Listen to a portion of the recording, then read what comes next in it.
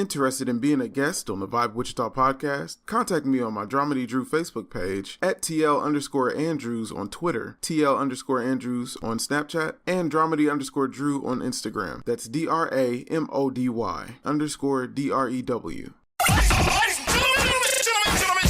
You know what it is. It's Vibe Wichita with your host, Dramedy Drew.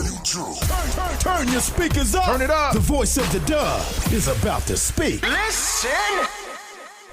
What up? What's good with my Wichita family? It's your man Dramedy Drew, and welcome to the 4th episode of Vibe Wichita. I got my boys with me today, Mr. Brother Dark Mark, the barber, aka the barber's point of view, and I got my man Chris Ellis, aka Mr. Know-It-All. And today, you already know, the first thing we got to talk about is the finals. So the results of the finals is the Cavs came out on top. They came back from they were trailing 3-1 to Golden State. They came out on top. They had top performers in Kyrie Irving, LeBron James. This is James Jones' third ring, though. Did y'all know that? Y'all know this is James Jones' third ring? Is that random? A little bit. But yeah, I'd like to get some opinions on how y'all felt about the game. How about you, Dark? No, you know what? Let's not go with Dark first. Let's go with Mr. Know-It-All, a.k.a.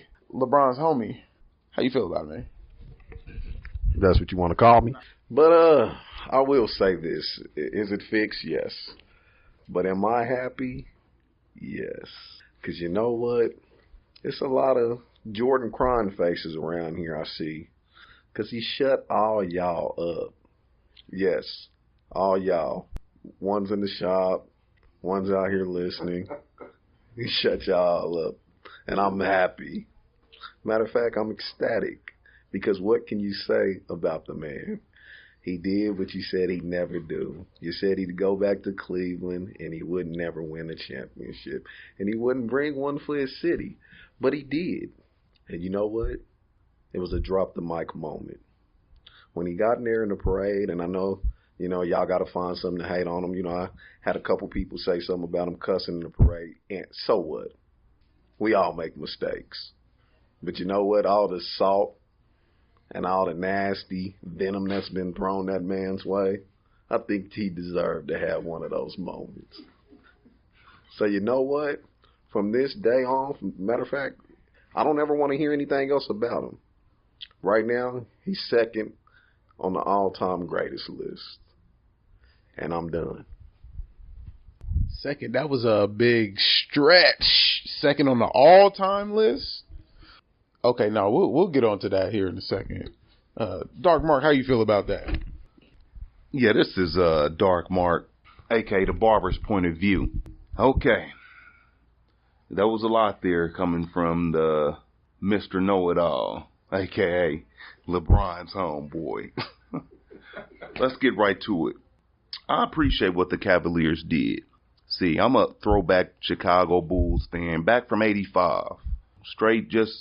I'm just that type of company guy. If I pick a team to roll with, hey, win, lose, or draw, I'm with you. That's the whole thrill of the game. There's ups, there's downs. You can't win every year. We know that, but you got to weather the storm. So I'm down with that team right there. That's me. I feel filthy. In fact, I even tried to get loose, go follow, the next best thing, somebody that was winning and all of that stuff. I traveled, but I felt filthy, disgusted. I had to get back home. That's what my roots was. That's who brought me to the game. In 85, I was 5 years old. Got turned on to the Bulls, so I'm a Bulls fan. But let's go on and elaborate on why I was satisfied with the Cavaliers winning the 2016 NBA Finals. For one, the Bulls' 72-10 record. Yeah, they came a couple games shy, I guess, of still having the best record in regular season history, because we know the Golden State Warriors went 73-9. Okay. But the Bulls capped that 72-10 season off with a championship. So, of course, I was rooting for the Warriors to go down. And they finally went down to the Cavaliers. A lot of people think that, a lot of true I guess LeBron fans, followers, whatever you may call them, they think everybody's hating on LeBron just because they don't love him like they love him. I mean, it's really a sick relationship. Sometimes I believe, the LeBron love that people have, a lot of LeBron fans were jealous of the love that Curry received from the public and the media. They were real salty about that.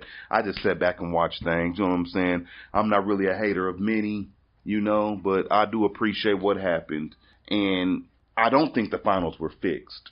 There were a few games thrown in there just for financial purposes, just to stretch things out. We know it's always a conspiracy in anything, in every professional sports, when billions of dollars plays a good part in it.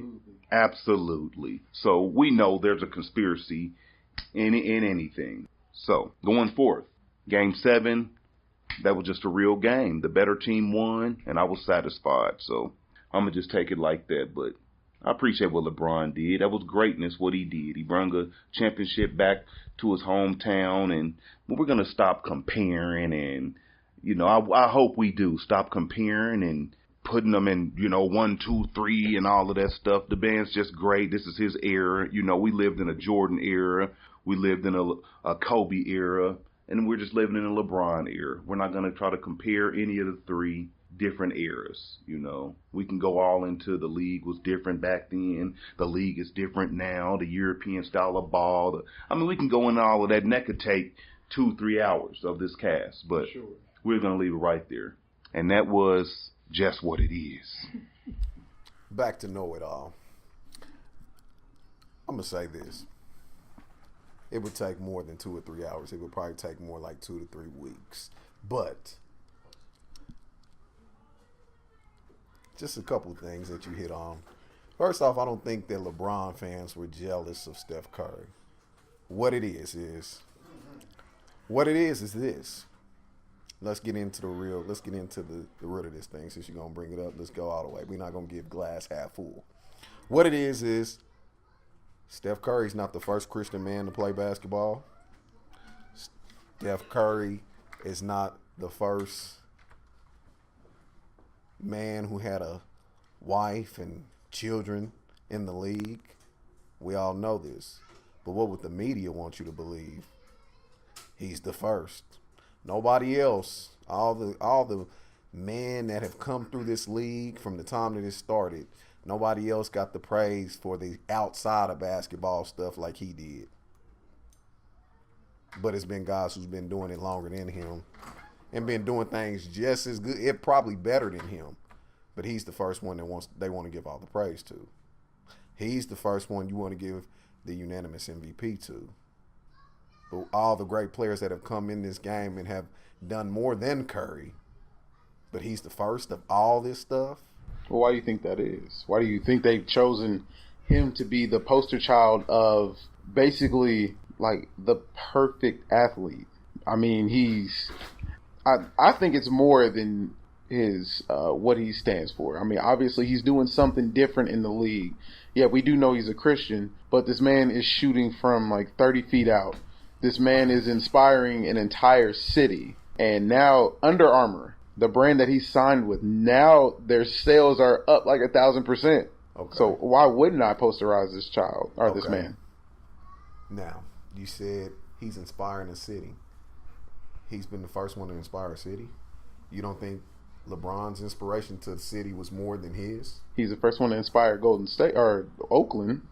I wouldn't for basketball at least. I wouldn't say that. Well, they were inspired back in the day when they had Baron Davis and them. Now, yeah, it wasn't necessarily this squad where they went to a championship, but I don't think he's been the first one to inspire him. That's number one. Mm-hmm. And then number two, you saying he shoots from 30 feet. Now, yes, let's talk on that. He does shoot from 30 feet, and he's been the first person that we've seen make those shots consistently. Right. But is he really helping the game? Because I hear a lot of, he's inspiring the kid that's not athletic to go get in the gym and shoot 1,000 shots. Yes, you shoot 1,000 shots.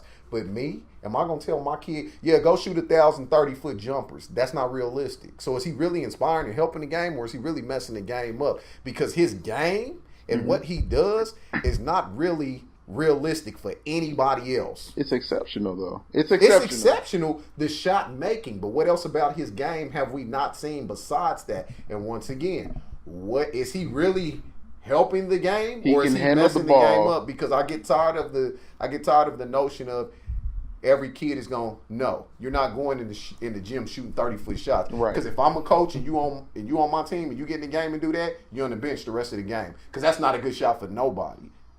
Steph Curry just been the exception to that rule, like there is about everything else. There's always one exception to the rule. He's just been the one that God blessed with the gift to make those shots consistently. Yeah. But we've seen nobody else do it ever. No. And probably won't see nobody else do it for another 30 or 40 years. Well, my thing is, have you seen Steph before he was let loose to start shooting these threes? He didn't do this until Kerr was their coach. Mark Jackson didn't like it. He's like you.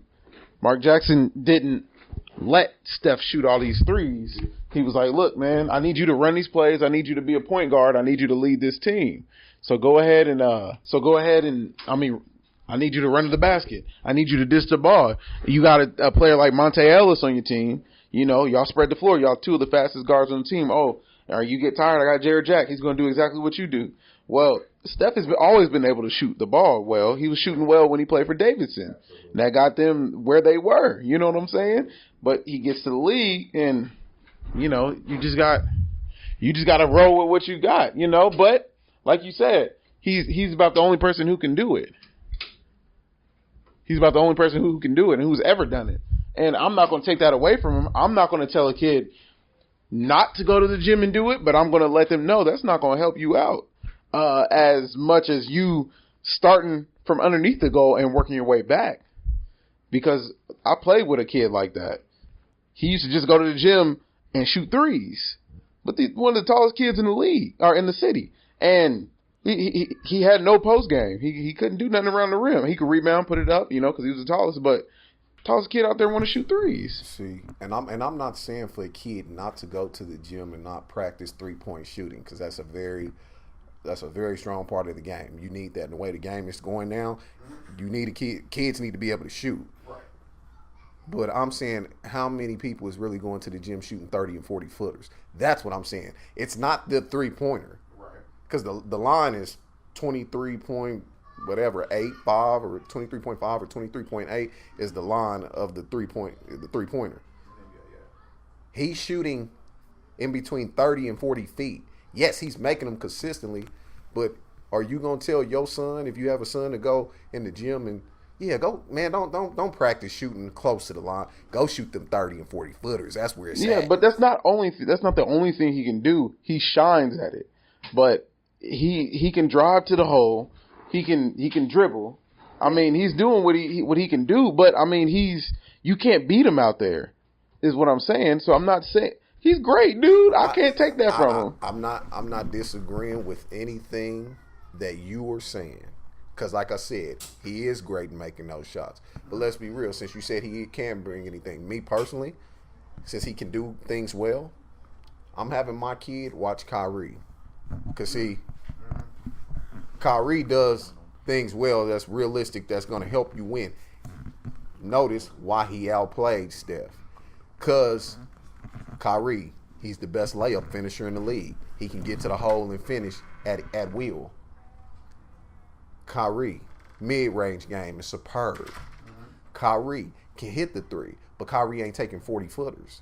Kyrie's not taking 30-footers. He's doing things that's going to help his team win. So notice also with Steph, with all that being said, what was proven is, at best, he's a shooter. Because once you got physical with him and took him out the game, he's nothing at all.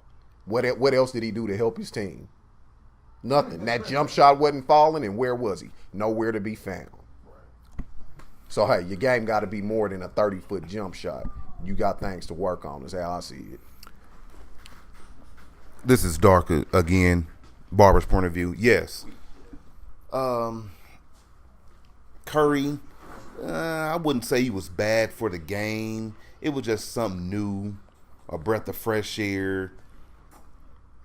You know, Curry looks like me and you, you know, body frame of us, you know what I'm saying? And he's out there dominating the game in his style of play. You know, he he's kind of fast and quick, elusive with the dribble to be able to get off his quick release long range shot that he does shoot. I mean, which was nothing wrong with it, but we all know you live by the three, you die by the three. That's just the old school term. I never really believed in Golden State. They do shoot. They got two of the best shooters the game has ever seen. That is true, and you can't take nothing away from that. So ultimately, you live by the three, you die by the three. We seen that. The Cavs took that away from them, and they played. LeBron drove to the hole, and I mean, it was just they just took that away from them, and we all seen what it does when they can't shoot those threes. Curry, he's trying to get open, throwing up crazy shots here and there, but at the same time, I wouldn't talk against nothing that he did. He just went out there and played his style of ball. Too bad. I mean, it's not his fault that nobody knew how to really guard that. Nobody was practicing or training to be able to put a body on a man from 30 feet outside the basket. So that was a up he had, and he practices those shots. Maybe due to he doesn't have the body frame or the skill level to just constantly drive and create, shots in the paint and stuff like that. So he practiced shooting long range shots, which was, hey, that was just something he did, I don't blame him for that. He didn't have what it takes to be one of those kind of drive to the basket, take all that contact and stuff like that. And usually that'll wear a cat down of that type of frame. We've seen cats get worn out like that, you know what I'm saying, in the long run. And so basically, I don't believe anybody should hate on Curry's style of game. I really wasn't just so much of a fan of it, but he did do some eye-opening things and wooed the crowd. And hey, he did some spectacular things. That shot was spectacular. I do give him credit for that, but I'm not gonna hate on him or nothing. And everybody's 15 minutes of fame is different than someone else's. People are jealous and mad because he played to a certain demographic that maybe LeBron or Kobe or somebody didn't. He's more of a home welcoming person. Just a household name, man. Everybody loves Steph Curry, the cooking with his wife, his little daughter, and he's a Christian man. And I mean, who doesn't love that? All of those things are welcoming and loving, Can't get mad because of that. That's, everybody's piece of fame is different. Everybody's 15 minutes is going to be different. I mean, there's no need to hate on it. The media went toward him for this. The media went toward other athletes for such. I mean, I don't hate on nothing. I'm just sitting back watching. It's all entertainment, and that's just what it is. Now, back to Know It All. Dark, it's my brother. That's my guy. But Dark knows he sees the same thing that everybody else is seeing. And you can't come on here and say you're not, because it's not a hating, but you see the same thing that we see. I don't think, yes, do I agree with his lifestyle? Yes, but what does that have to do with your profession? Nothing. All the outside stuff. Because my thing is this. Yes, I know it's not fair, and fair is a place where they judge pigs, but I'm just saying, you can't just start taking a cat's outside life and then start making that a reason why you want to make him a household name. Because guess what? The way they were putting him, and I heard somebody say this, my cousin said this, and this is what the media and people have to realize. When you putting cats like that up that high, they're human just like the rest of us. They got to put on pants just like the rest of us. So when they do mess up, their fall from grace is going to be even harder because y'all put them on such a high plateau that when they can't live up to it, yeah, now everybody's looking at you with the big eyes and the pointing the fingers like, yeah, so what happened to your guy? What happened to him? He was supposed to be, the closest thing to maybe heaven that we seen, and what happened? So we have to be careful letting the cooking shows, and because he wore a bracelet that had something about Jesus on it, and I mean, we all can do that, but you want to put him out front is the problem. And so then when these type of things happen, his fall from grace is hard. His wife doesn't know how to take it. Okay, but listen, they've been giving you. Hold on. I don't mean to cut this man off. Hold on. Let me say this. Let me just say this, ahead. please. The man hasn't fallen from grace. That's not the issue. Nobody's been, we watch sports and the media all the time. And he came up short. He'll be back. Nobody's tearing him up in the media. I at least from what I've seen, I haven't seen much of it. Maybe you haven't seen. I haven't seen much of it. Yes, they have. They've been tearing him up. Social media's been tearing him up. I guess they have. I'm wrong. I've been wrong before. Why do you kind think of his been out wife of the got loop for a little bit. She got so upset. But that's my point is when you're used to being put up here like this, and I wouldn't just call it. And when I say a fall from grace, no, the man ain't literally fell from grace. He's a millionaire. He's gonna be playing in the league probably for years to come. Yes, he has a life that any of us would inspire to have. Wish we could have. Most people will wish they could be in that position. But what I'm saying is when these type of things happen, and I think the media should get on, and I'm glad I see that they're getting on him because I feel like they weren't getting on him enough. But like I said, when all these things happen now, social media is going to attack you. The media was attacking them because their biggest thing is guess what? Golden State were a bunch of pretty boys. Then all of a sudden, and this is part of why I say it's rigged. Think about it. They couldn't be touched all year. They was getting all that free flowing. Shots was fun. They dancing, doing their thing. Then all of a sudden, actually, the Oklahoma City series, they start letting them get rough. And then in the Cleveland series, they even let them get rougher with them. All of a sudden you see, you put a body on these cats, they really some tenders. They soft. They don't have anything else to their game. You put a body on them and don't, all of a sudden they crying, you taking your mouthpiece out and throwing it at the ref because you mad because you feel like you're not getting calls, and you're getting everything called on you because you can't, it's a contact sport. Naturally, they shouldn't have took that out the league. But now you're a little tender. Now it shows. You are locked into Vibe Wichita.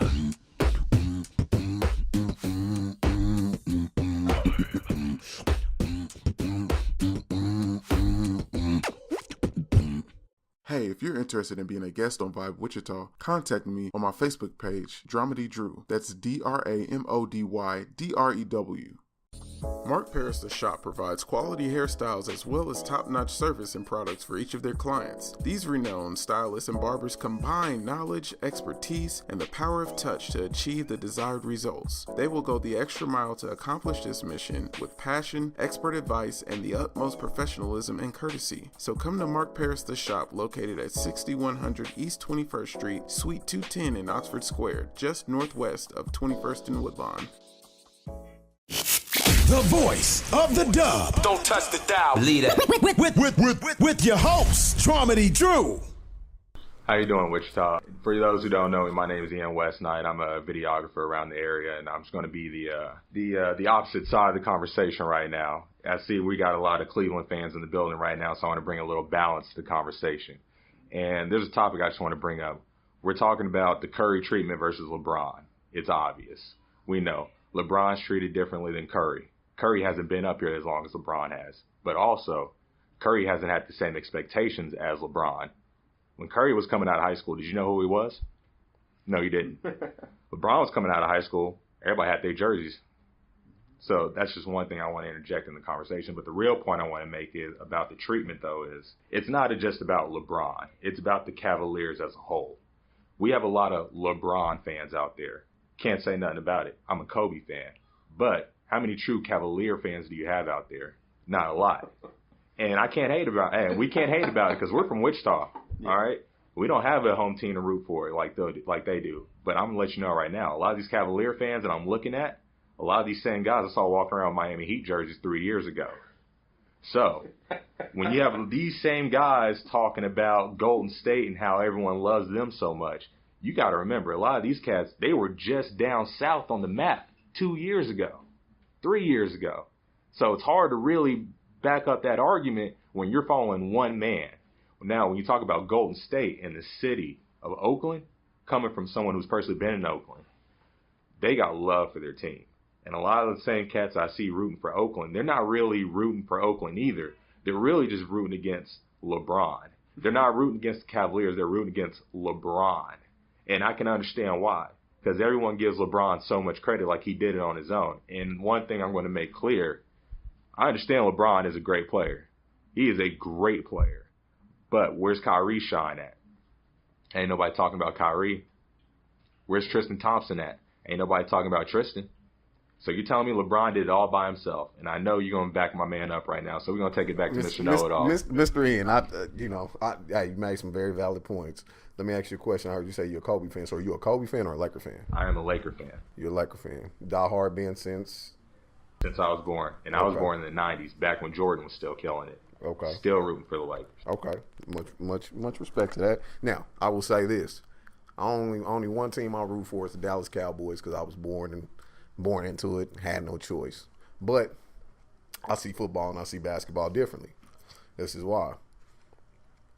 Basketball, one man can have so much of an impact that what I came to the realization is when Jordan left in 98, I realized I'm not a Bulls fan. I was a Michael Jordan fan. I was a fan of them because of his greatness. Then Allen Iverson, then LeBron after him. The sports are different. Yes, there's players in football, probably more quarterbacks that we would say impact the game more than anything else. But in basketball, to me, I can't get with a franchise because I'm with the player. And I don't agree with a lot of what they do in that sport anyway.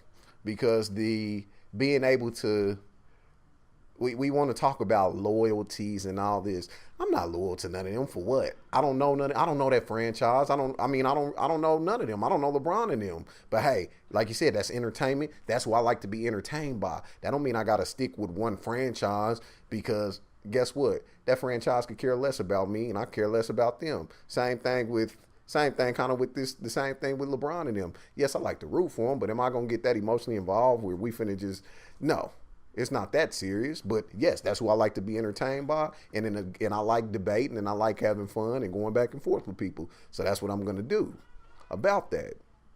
But when it comes down to it, I don't think it's nothing wrong with guys saying they're a fan of a certain player because that's the times that we in. And if you think about it, look at these franchises. At any given moment, they can go and tell a guy he's been traded. Because if you really look at it, it's kind of like a slavery type deal. You're the best. We use you up. Once you're done and we're done using you up, if you don't get out on your own, then we'll send you packing. And we're on to the next guy. So what's the point I don't understand what's the point in all this loyalty. None of them are showing loyalty. So for what? Okay. That really gets done. Okay, let me elaborate on that. The loyalty comes in from. But first, let me say this. People that are sports fans, of course, you like so many different athletes, especially professional, when it comes to professional sports. Now, let's say if you go on the amateur level as a, college, school, and college and stuff, amateur sports, football, basketball, baseball, generally you're following a team, you know what I'm saying? You're embedded with that team. You're going with them to the finish. Yeah, you like a player that comes through there or something, and then you may follow him on to his professional career, and you may follow him around, the country if he goes from this team to that team, true. But there's some people that, when basketball was kind of pure and we didn't see so much money involved and the social media, and we didn't get to look into the front office, how they're conducting things and all that other stuff, just media and stuff just takes things to a whole nother realm. It changes the the demographic and everything of a situation. You know, like professional sports is looked at so differently now. I'm a Bulls fan just because, you know, yeah, I'm also a Jordan fan also, but I couldn't see myself, you know, thank the Lord he didn't just bounce around the country. He went to, after he got done wrong by the Bulls organization, he went over to play with the Wizards. You know, I wasn't a Wizards fan, Lord knows. I was a Jordan fan, but I was a Bulls fan. That was the only team that I could just root for like that. I couldn't just, you know, move around like that. So I really just kind of turned into a player fan at some point when Jordan had left the Bulls. I was also still a Bulls fan. That was really the only real franchise I could just root for like that. But of course, I was a fan of the sport, the game. I wanted to see people dunking and shooting threes and all this other stuff. I loved the whole camaraderie of the whole thing, you know, with the fellas and they looking at so-and-so and watching a draft and all of that stuff. So everybody's a fan of a player, you know, everybody is. And everybody has a team that they like also. Maybe the team ain't doing so good, so they probably burying the team in the top of the closet and putting the lid on them and not letting nobody know that that's really the team that they really root for. They didn't hit them, you know. They may, you know, but win, lose or draw, I'm a roll with my squad. You know, somebody may they trash, you know. Some people can't stand losing, so they gonna jump around to win, to always win. You're gonna lose sometime. Winning feels so good when you've experienced losing. So I see where this man is coming from at the same time, but it's a lot of people out there that feel totally different. You know, I'll admit I am one of those people. I feel like when you came out, when you said you was a sports fan, when you said you was sticking by Cleveland the whole way, I feel like you should have said you was sticking with Cleveland. You got to choose up. That's just what it is, man. You got to choose up. I'm not. I know in today, I'm not gonna look. If you do look so deep, like Gar Forman, that's the general manager of the Chicago Bulls. Lord knows he makes some horrible mistakes. He's firing Hall of Fame coaches. You know, they ain't getting the right personnel in there. But hey, I ain't worried about all of that. You know, I'm not that deep into in it. I'm just a Bulls fan. You know, I like to see red, black, and white. I like to see them go out there and do their thing. You know what I'm saying? That's what brung me to the game. It was also someone that brung this guy to the game. I believe it may have been the Bulls. If he was to say he was, that's who. Didn't you just hear me say that? Yeah, of Michael course. Jordan fan first. Of course. But I realized it was about Jordan. I don't see. You see it as it's not. I see it as it's not that serious. As I don't need to. For what? Why am I with this franchise? It feels to me. It feels much more better to go up against your team against this other cat's team. And sometimes y'all done had a horrible season, but you still feel some sort of, I don't know what it may be, but that's just your squad. Y'all was below 500 that year and didn't make the playoffs. You finna rebuild. We finna rebuild. Well, I'm gonna throw something out there for you guys because I'm assuming everyone here played sports at one point in their life. Yes. If you don't mind me asking, what high school did you play? What high school did you play ball at? I played for Northwest High School. Northwest Heights. All right. Well, you got two Falcons in them right now. Let me ask you something. We're all alumni. We're good 5+ years removed. Mm-hmm. Are you gonna turn your back on the Falcons now? Not at all. Are you going to turn your back on Northwest right now? But the loyalty is going back to what he said. I have a personal stake in that, though. Like, I actually was there. I actually wore the colors. You actually put the jersey. That's totally different. Like, if I'm not, I don't have any touch or basis with any of these guys. I'm just looking at this on TV. I actually walk through those hallways. It's something totally different. Even if I go to an arena, because I can say, yeah, I've been to Cleveland. I've been to a Cleveland game. Matter of fact, a couple Cleveland games, right? But what is it really still about what is it about that team? Like, that doesn't mean anything. I just went to a game. Like, I wasn't actually there. I'm not actually in the franchise. When we talking about high schools and schools, that's why what he said, when you're at a lower level, amateur sports, college, you're there. You're going to school there. You sweating. You waiting in line for tickets. Everybody else. You actually maybe feel like you have some personal stake. What personal stake I got in this? Right, and I'm gonna throw that at you right now. So, as an athlete, we all know we've all played as high as we could. Everyone knows our host right here. You know, he played a little bit of ball at Kansas State. I played at Washington State. Once you realize you can only go so high, eventually watching the game is the closest thing you're going to get to it besides playing in a semi-pro league.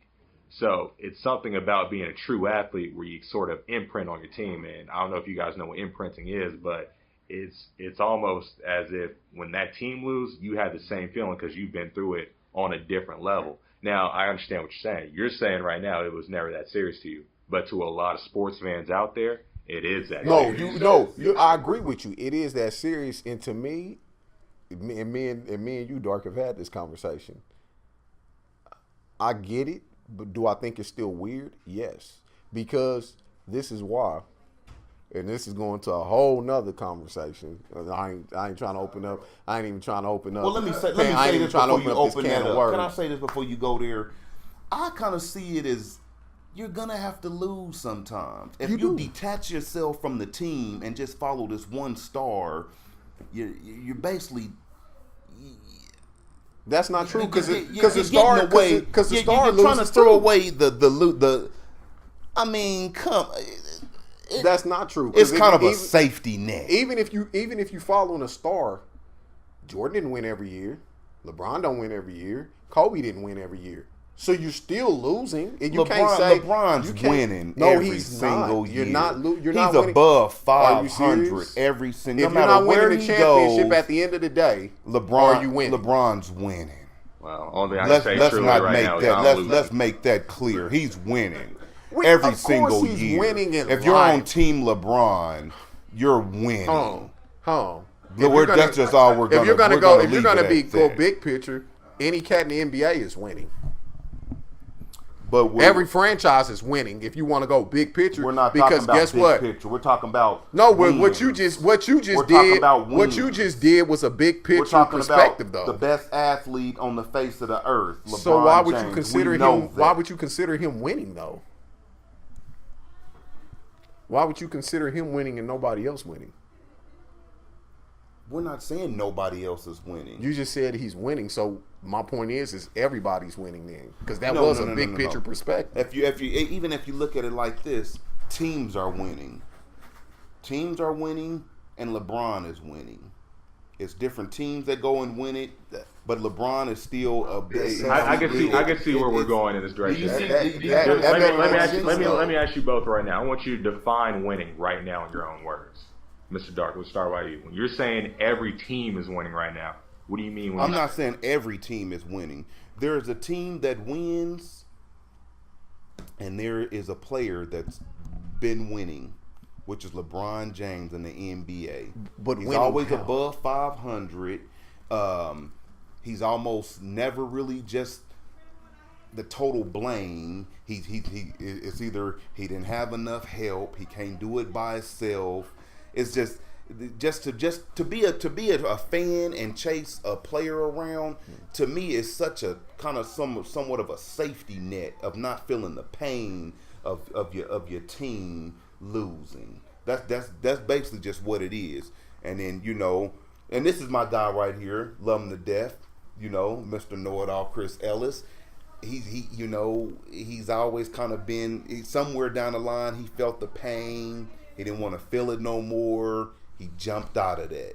He got away from it. Okay, that's what I'm not gonna let you do is I'm not gonna let you speak for me because I'm a big. I ain't speak for myself. What we gonna say though is I don't agree with the safety net deal, because unless your player is winning the championship every year, you're losing.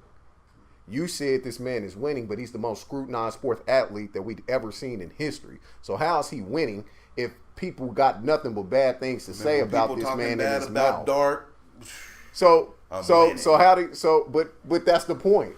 He's winning in life. What he said, if you really want to say he's winning, yeah, I would say he's winning, because what he said when he lost to Dallas and said, guess what? While y'all got something to say about me, you still got to go back to your miserable lives, and with the same problem you woke up with, you're gonna wake up with tomorrow. While me and my family still We still eating. So we still doing what we got to do. So what you're telling me right now is now when you're talking about winning, you're talking about winning overall. You're not talking about on the court. You mean everything off the court. This is what I'm saying. In life, he is winning, yes. But I'm saying to Dark say, well, you're not since you're not with a franchise, you don't get to win every year. Well, the ultimate prize is the championship, and that's what you guys, at least that's what I've seen most people, that's what they judge him on, right? So if he's not winning the championship every year, then he's losing in his profession, correct? Okay, so he's not steady winning.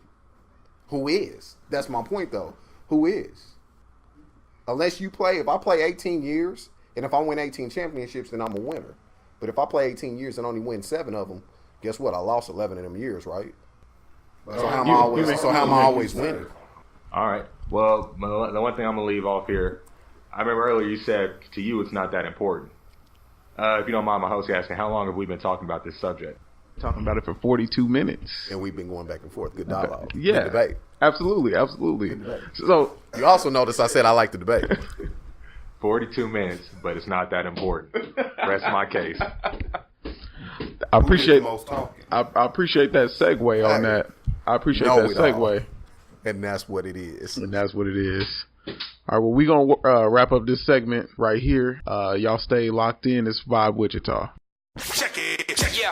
The voice of the dub has spoken. Thanks for hanging with us and tuning in to Vibe Wichita. The best of the best. Peace in the dub.